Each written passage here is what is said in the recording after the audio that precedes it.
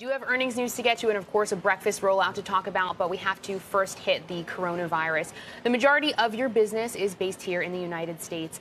People are talking about a when, not if scenario with coronavirus becoming more widespread. What can be done, and how are you evaluating your potential risk here in America? How can you safeguard your business and your employees? As you know, Kate, 95% of our business is North American based, so we're not seeing the international impacts. We're clearly watching our supply chain closely to make sure that we don't have any business disruption from sourcing around the globe.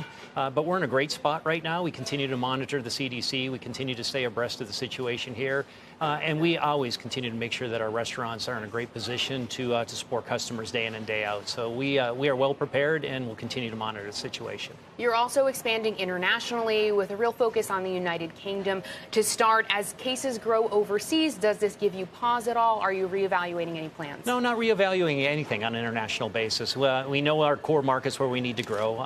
We do have markets in the Asia-Pacific region. We're not in China today, but we are in Japan and in the Philippines. Those markets have been impacted by tourism, but still have a strong business in those markets. So we get into the UK. We will have company restaurants opened over the next 12 months. But we're all in on our international bets, and we'll continue to monitor the situation, but we don't see those disrupting our plans today. So a breakfast launch is coming next week. The breakfast wars are heating up. McDonald's has said they absolutely have to win at breakfast.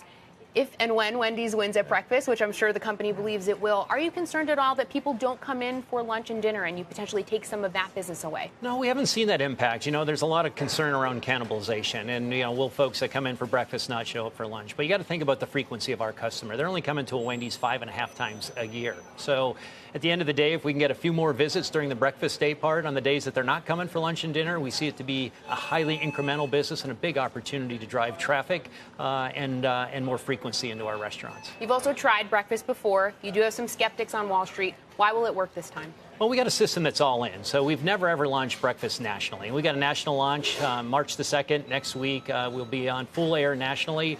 We got a whole franchise system that's all in. We're trained, we're staffed, we're ready to create a great experience for customers to ingrain that habit day in and day out. And I think that's the big difference, that we've got a system that is fully committed to being successful in breakfast, and support from the brand and the company to ingrain the habit over the next 3 years. And that's built into our long-term guidance. We chatted with your COO yesterday. He said the company's talked with both Beyond Meat and Impossible Foods about potential partnerships moving forward.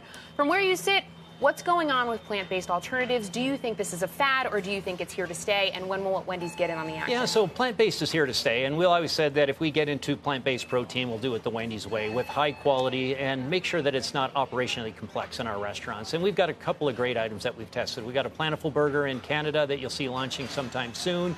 We've tested the Black Bean Burger and got that simplified from an operational perspective in our restaurants. We tested a plant-based chicken sandwich earlier this year. So we do have a toolbox. We think it's a trend that's here to stay, and folks are looking for variety. It's not that the meat protein folks are looking to shift, or chicken protein folks are looking to shift. They're just looking for variety in their diet, and it'll help drive some frequency if we have those items in our restaurants. Great. Todd Penegor, thank you so much for having us here today.